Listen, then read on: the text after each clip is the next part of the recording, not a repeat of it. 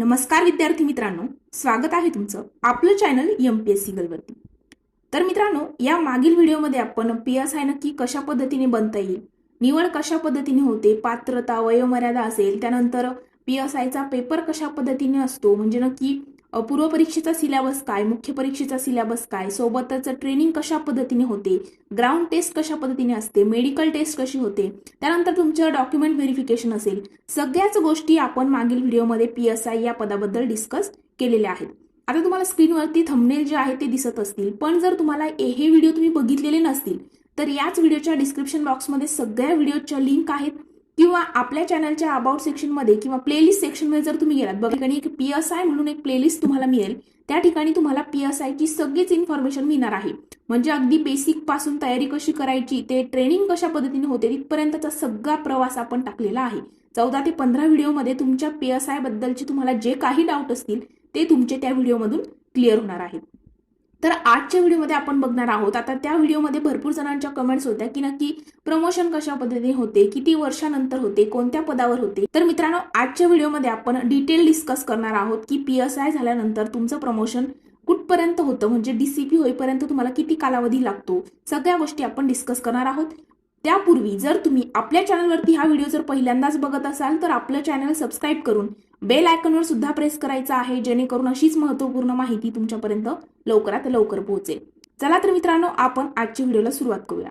तर मित्रांनो, सगळ्यात अगोदर पीएसआय बद्दल एक छोटीशी इन्फॉर्मेशन तुम्हाला दिली तर पीएसआयचा फुल फॉर्म आहे पोलीस सब इन्स्पेक्टर, ज्यालाच मराठीमध्ये आपण पोलीस उपनिरीक्षक असे देखील म्हणतो। मग पीएसआय म्हणजे होण्याकरिता कशी पद्धतीने निवड केली जाते, तर तुम्हाला एमपीएससी तुम्ही ऐकून असाल, म्हणजे काय तर Maharashtra public service commission, Maharashtra राज्य लोकसेवा आयोगामार्फत परीक्षा घेतली जाते। त्या परीक्षेचे 4 टप्पे आहेत, पूर्व परीक्षा, मुख्य परीक्षा, त्यानंतर तुमची मैदानी चाचणी आणि मुलाखत।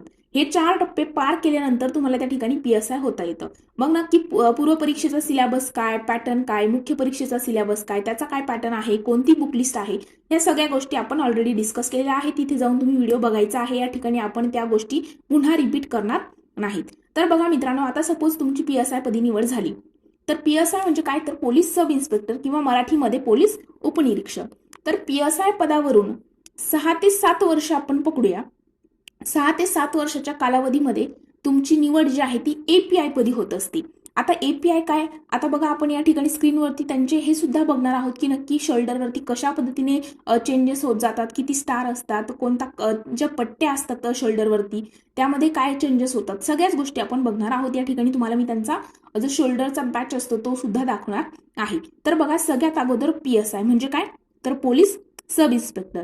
तर तुम्ही या ठिकाणी बघा स्क्रीनवरती बघू शकता, पोलीस सब इन्स्पेक्टर या पदाचा जो काही शोल्डर आहे, शोल्डरवरती 2 स्टार असतात, एक रेड पट्टी असते आणि एक ब्ल्यू असते। बघा तुम्ही स्क्रीनवरती बघू शकता, एक रेड आणि एक ब्ल्यू कलरची पट्टी असते। तर मग तुम्ही पीएसआय झाल्यानंतर तुमचं 6 ते 7 वर्षानंतर एपीआय पदी त्या ठिकाणी प्रमोशन होतं। मग एपीआय काय तर पोलीस इन्स्पेक्टर म्हणजे असिस्टंट पोलीस इन्स्पेक्टर तो असतो एपीआय। एपीआयच्या अंडरमध्ये पीएसआय काम करत असतो। मग पीएसआयच्या अंडरमध्ये किती जण असतात, तर म्हणजे पीएसआयच्या अंडरमध्ये 4 पोस्ट आहेत मित्रांनो।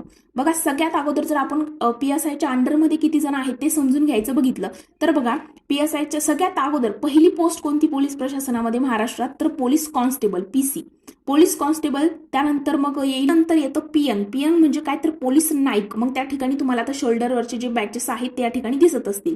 बघा, पोलीस कॉन्स्टेबल नंतर पोलीस नाईक, पोलीस नाईक नंतर हेड कॉन्स्टेबल, हेड कॉन्स्टेबल नंतर त्या ठिकाणी असिस्टंट पोलीस सब इन्स्पेक्टर म्हणजे एएसआय, आणि मग तुमचं पद येतं पीएसआय म्हणजेच पोलीस सब इन्स्पेक्टर। म्हणजे काय म्हणता येईल आपल्याला की खालून म्हणजे पोलीस सब इन्स्पेक्टर हे पद कितव्या नंबरला आहे तर 5व्या नंबरला आहे, आणि पोलीस सब इन्स्पेक्टरच्या अंडरमध्ये खाली 5 जण असतात। ओके, कोण कोण आहे, एएसआय आहे, त्यानंतर हेड कॉन्स्टेबल आहे, पीएन आहे म्हणजे पोलीस नाईक, आणि पीसी आहे म्हणजे पोलीस कॉन्स्टेबल। हे 4 पद पीएसआयच्या अंडरमध्ये येईल। पोलीस पीएसआय जे आहे ते 5 नंबरला येईल। मग पीएसआयचं प्रमोशन हे एपीआय पदी होत असतं। एपीआय म्हणजे काय तर असिस्टंट पोलीस इन्स्पेक्टर। मग त्यांचं काय आहे शोल्डरवरती, तर पीएसआयला बघा या ठिकाणी स्क्रीनवरती तुम्हाला दिसत असेल PSI ला 2 स्टार असतात. एक रेड कलरची पट्टी, एक ब्ल्यू कलरची पट्टी असते आणि खाली MPO म्हणजे काय, महाराष्ट्र पोलीस असं पद्धतीने लिहिलेलं असतं. आणि API जर बघितलं, आता API किती वर्षांनी होणार, तर PSI झाल्यानंतर तुम्ही 6 ते 7 वर्षांमध्ये तुमचं प्रमोशन हे API पदी होत असतं. ओके, 6 ते 7 आपण पकडून चालायचं आहे अंदाजे.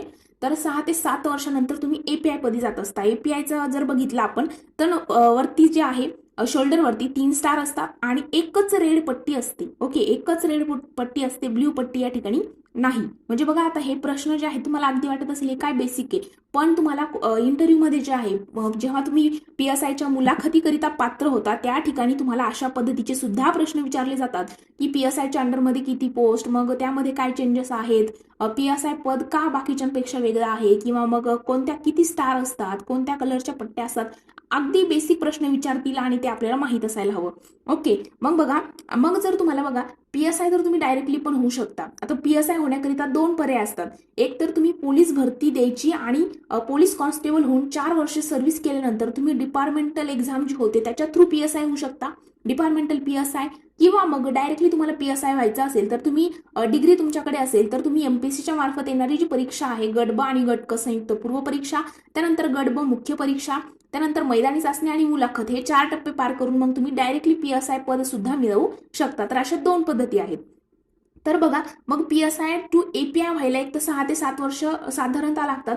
पण जर तुम्ही या ठिकाणी PSI झाले आणि जर तुमची गडचिरोलीला पोस्टिंग म्हणजे अगदी स्टार्टिंगलाच तुमची गडचिरोलीला पोस्टिंग झाली आणि त्या ठिकाणी तुम्ही असं काहीतरी काम केलंय की म्हणजे आपण म्हणू शकतो की त्यांना आपण नाही का एखादे टीचर वगैरे म्हणतात की त्यांना ते साजेसं आहे, किंवा जे आपण म्हणतो ना की एक्झाममध्ये जे आयोगाला हवं ते आपण केलं तर 100% क्रॅक करणार. तशा पद्धतीने जर तुमची गडचिरोलीला पोस्टिंग झालेली आहे आणि गडचिरोलीला पोस्टिंग झाल्यानंतर तुम्ही असं काहीतरी काम केलं की ते म्हणजे पोलीस प्रशासनामध्ये आतापर्यंत नाही का एकदम स्टार्टिंगला केलेलं आहे वगैरे, तर ह्या गोष्टीमुळे तुमचं प्रमोशन हे लवकर होऊ शकतं. म्हणजे 3च वर्षामध्ये जर तुम्ही गडचिरोलीला जे चांगलं काम लवकरात लवकर प्रमोशन होण्यासारखं काम केलं तर. त्यानंतर मग API झाल्यानंतर बघा, नंतर आहे PI, पोलीस इन्स्पेक्टर. आता तुम्हाला माहित असेल PI काय काम करतो, तर एक पोलीस स्टेशन जे असतं आपल्या जिल्ह्यातलं, जे काही आपल्या एरिया वाईज जे पोलीस स्टेशन असतात त्या पोलीस स्टेशनचा तो हेड असतो कोण, PI, पोलीस इन्स्पेक्टर. आणि पोलीस इन्स्पेक्टरच्या अंडरमध्ये API PSI कामं करत असतात. ओके, तर हे जे PI आहे, PIचं जर आपण बघितलं पोलीस इन्स्पेक्टर, तर त्यांना पण 3 स्टार असतात. पण बदल काय, पुन्हा PSI सारखी एक रेड आणि एक ब्ल्यू पट्टी असते. ओके, आता हा डिफरन्स तुम्हाला या ठिकाणी लक्षात घ्यायचा आहे. बरं, तुम्हाला या ठिकाणी मुलाखतीमध्ये सुद्धा याचा चांगल्या पद्धतीने प्रश्न जर विचारला तर एखाद्या वेळेस फायदा होऊ शकतो. मग बघा, PI झाल्यानंतर मग तुमचं प्रमोशन ACP म्हणजे काय, असिस्टंट त्या ठिकाणी commissioner of police, assistant commissioner of police, किंवा आपण त्याला डिप्युटी सुप्रिटेंडंट ऑफ पोलीस पण म्हणतो. आता बघा, तुम्ही ACP प्रणिल गिल्डा सरांचं म्हणजे फोटो वगैरे बघितले असेल तर तुमच्या लक्षात येत असेल. मग DYSP पण तुम्हाला 2 पद्धतीने होता येतं. काय, तर एकतर PSI होऊन तुम्ही प्रमोशनच्या थ्रू DYSP होऊ शकता, किंवा मग डायरेक्टली MPSCच्या मार्फत येणारी राज्य सेवा जी एक्झाम आहे, आता जी 2025 पासून तिचा पॅटर्न जो चेंज झालेला आहे UPSC सारखा, ती एक्झाम देऊन सुद्धा तुम्ही DYSP होऊ शकता, डायरेक्टली तुम्ही ACP पद मिळवू शकता. तर अशा पद्धतीने ACP होण्याकरिता सुद्धा तुमच्याकडे 2 ऑप्शन असतात, PSI टू DYSP, किंवा मग डायरेक्टली राज्यसेवा एक्झाम द्यायची आणि DYSP व्हायचे. त्याचे 3 टप्पे आहेत, पूर्व परीक्षा, मुख्य परीक्षा आणि मुलाखत. त्या ठिकाणी मैदानी चाचणी घेतली जात नाही, डायरेक्टली तुमची ट्रेनिंग वगैरे असते, त्या ठिकाणी सगळ्या गोष्टी मग नंतर कव्हर केल्या जातात. बघा, मग जर आपण APIचं बघितलं तर APIला 3 स्टार असतात आणि फक्त बाकी रेड पट्टी, ब्ल्यू पट्टी, कोणतीच पट्टी API या ठिकाणी ACP या पदाला नाही. मग त्यानंतर आहे DCP. आता बघा मित्रांनो, DCP म्हणजे काय, डिप्युटी कमिशनर ऑफ पोलीस.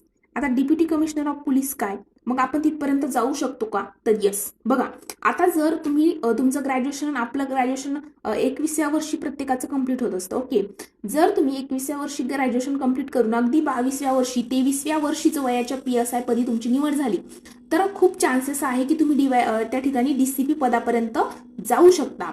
आणि जर म्हणजे तुमचं मग 30व्या वर्षी वगैरे अशा पद्धतीने जर तुमचं PSI पदी सिलेक्शन होत असेल 28-30व्या वर्षी, तर मग या ठिकाणी थोडेसे चान्सेस कमी आहे. मग तुम्ही रिटायरमेंटच्या एजपर्यंत ACP पदापर्यंत पोहोचू शकता किंवा PI पदापर्यंत जाऊ शकता. पण जर लवकरात लवकर तुम्ही तयारी सुरू करत असाल, ग्रॅज्युएशन झाल्याबरोबरच तुमचं जर 22व्या-23व्या वर्षीच PSI पदी सिलेक्शन झालं असेल, तर मग चान्सेस आहे की तुम्ही रिटायरमेंटच्या एजपर्यंत DCP या पोस्टपर्यंत जाऊ शकता। तर अशा पद्धतीने मित्रांनो PSIचं प्रमोशन जे आहे ते होत असतं। आता आपण पुन्हा एकदा शॉर्टमध्ये समजून घेऊया। PSI सगळ्यात अगोदर बघा, PSIच्या अंडरमध्ये 4 पोस्ट आहे। PSI 5 नंबरला आहे।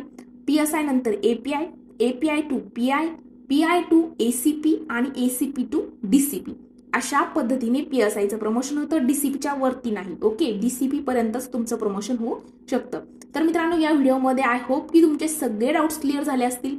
जरी कोणत्याही प्रकारची शंका असेल तर तुम्ही कमेंट सेक्शनमध्ये मला विचारू शकता। प्रत्येकाला त्या ठिकाणी रिप्लाय मिळत असतो आणि तुम्हाला नेक्स्ट व्हिडिओ नक्की कशावर हवा आहे, नक्की कोणता सब्जेक्ट हवा आहे तो सुद्धा मला कमेंट सेक्शनमध्ये कळवा, जेणेकरून मी ती माहिती तुमच्यापर्यंत लवकरात लवकर पोहोच। तर आज आपण इथेच थांबणार आहोत। जर तुम्हाला व्हिडिओ आवडला असेल तर व्हिडिओला लाईक, कमेंट आणि तुमच्या मित्रांसोबत देखील शेअर करायला विसरू नका। Thank you so much.